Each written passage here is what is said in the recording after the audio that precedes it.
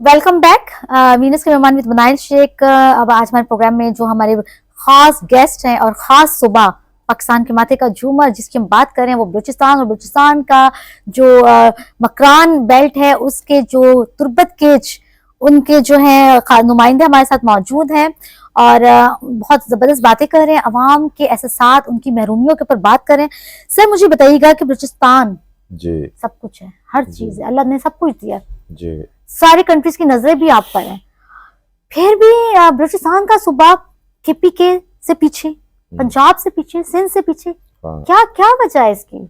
देखें, ये अब जो मैं बात करने जा रहा हूँ फिर हमारे जो है व्यूवर्स हैं या लोग हैं वो बोलेंगे कि हर प्लेटफॉर्म पे, देखिए ये एक ऐसी बात है, मैं हर इंटरव्यू में ये बात करता हूँ और जो जो मुझे प्लेटफॉर्म मुझे मिला है ये बात मैंने की है। देखिए, सबसे बड़ी जो चीज़ होती है that is policy.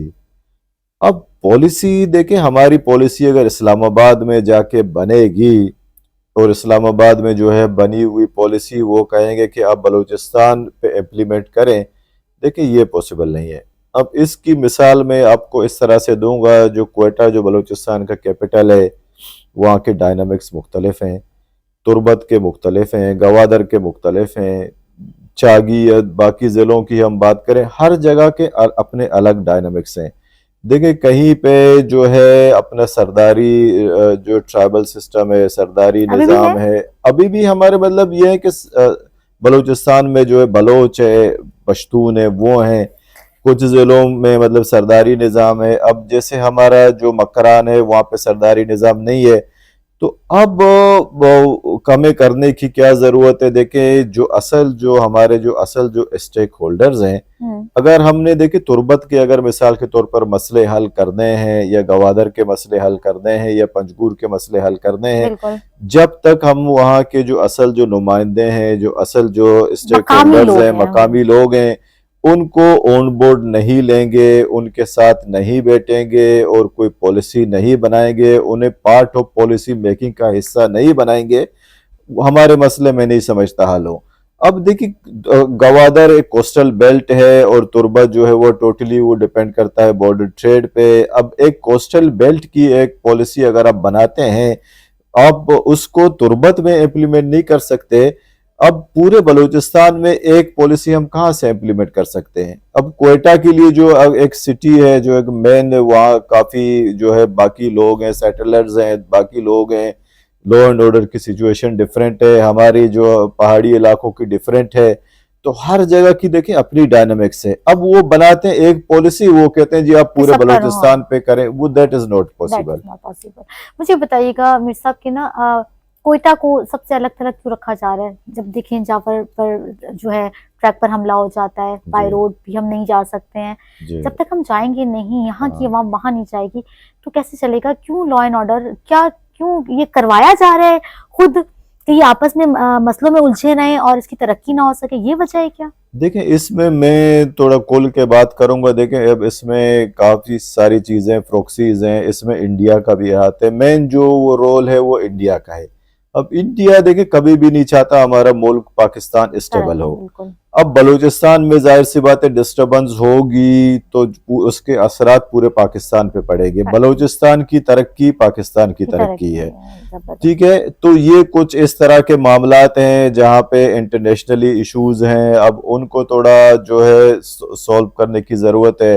International community में जाके हमारी अपनी बात को रखने की ज़रूरत है कि जो इंडिया का जो घिनौना चेहरा है दुनिया को दिखाने की ज़रूरत है कि इंडिया जो है कितना बलूचिस्तान में इन्वॉल्व है। इंडिया है, अफगानिस्तान है। अब अफगानिस्तान जो है हमारा ब्रदर जो है वो सूबा है, अब उसके कंट्री है बल्कि, अब उसके साथ हमने पाकिस्तान ने हर मुश्किल वक्त में अफगानिस्तान का साथ दिया है, साथ निभाया है एक दोस्त की तरह। अब वहां हम देखें, अब हमारे ये मामलात है जो एक जो टेंशन का एक जो फजा क्रिएट करने की जरूरत है। अब देखिए, अब हमारा इस्लाम जो है वो क्या कहता है, एक इस्लामी मिसाल में कुछ इस तरह से दूंगा कि इस्लाम कहता है अगर कोई शख्स है, अगर उसकी अपनी औलाद नहीं है तो उसका कोई जायदाद है या बंटवारा है या जो भी है, फिर उसका हक पड़ोसियों का بنتا ہے. بنتا ہے. اب دیکھیں ہمیں ہمارے اب ہم جو ہمارے زیادہ تر جو ہمارے پڑوسی ہیں وہ ہمارے ساتھ مشکل ہمارے ہرڈلز کریٹ کر رہے ہیں, مشکلیں پیدا کر رہے ہیں. تو ہمیں دیکھیں ایک ایسی پالیسی بنانے کی ضرورت ہے, ہمیں ڈائیلاگس کی ضرورت ہے کہ ہمارے جتنے بھی پڑوسیز ہیں ان کے ساتھ ایک ایسا تعلق بنے تاکہ ان کے بھی لارجر انٹرسٹ میں ہو, ہمارے لارجر انٹرسٹ میں ہو, ٹریڈ ہو وہاں پہ. اب وہ جو ہے اثرات ہوں گے, اب پاکستان ظاہر سی بات ہے پاکستان میں ڈسٹربنس ہوگی تو اس کے اثرات تمام جو ہے وہ سینٹرل ایشیا پہ پڑیں وہ گے. تو ٹھیک ہے, ایسا نہیں ہو سکتا کہ جو بلوچستان کے اندر جو لوگ جو بھائی ہم سے ناراض ہیں ان کے ساتھ ٹیبل ٹاک کی جائے کہ بھائی ہوش کے ناخن نہیں, آپ کا اپنا گھر ہے, کہ باہر کے لوگوں کی لگائی بجائی سے اپنے دامن کو آگ نہ لگائیں. تو ایسا کچھ پلیٹ فارم نہیں ہو سکتا؟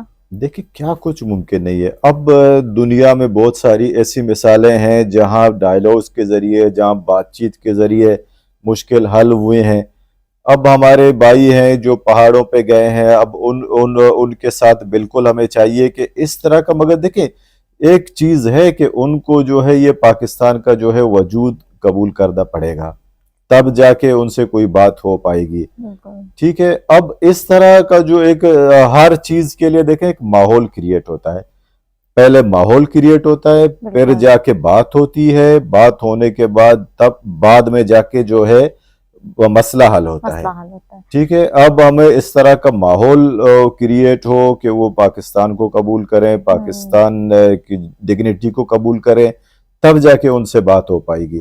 جب تک یہ جو مائنڈ سیٹ ان کی ذہنوں سے نہیں نکلتا, جو کر رہے ہیں اور کروا رہے ہیں مائنڈ خراب کرنے والے جو لوگ ہیں نا, ان کو بھی دیکھیں سمجھنے کی ضرورت ہے کہ یہ جو انڈیا کی جو انوالومنٹ ہے وہ کیا چاہتی ہے. اب ان کو بھی اس چیز کی ضرورت ہے کہ ہمارے جو بلوچ نوجوان ہیں کیوں مس یوز ہو رہے ہیں, ان کو بھی اس چیز کو سمجھنے کی ضرورت ہے.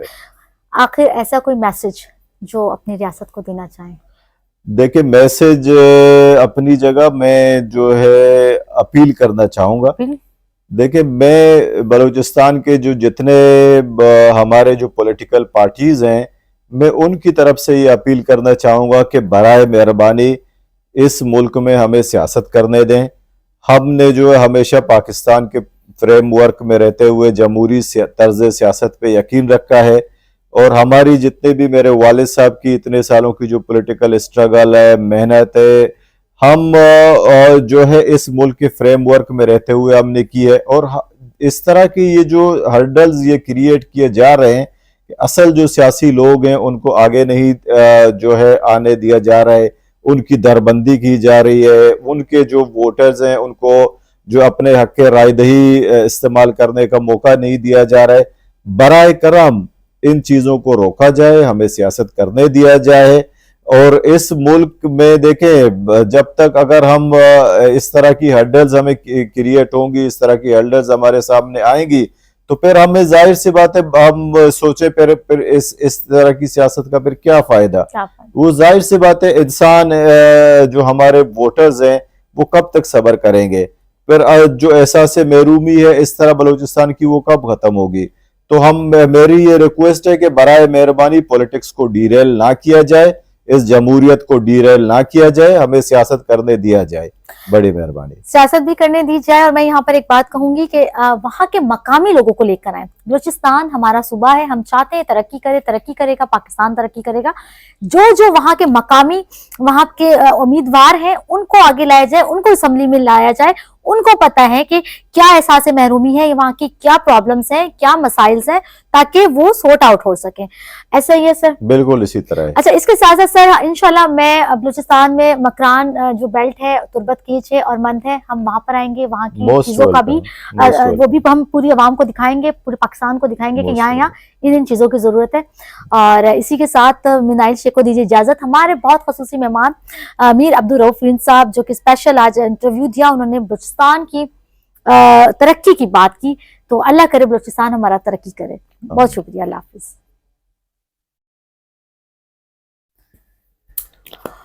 بہت زبردست جو گھما پھرا کے ہم نے اپیل کی ہے نا.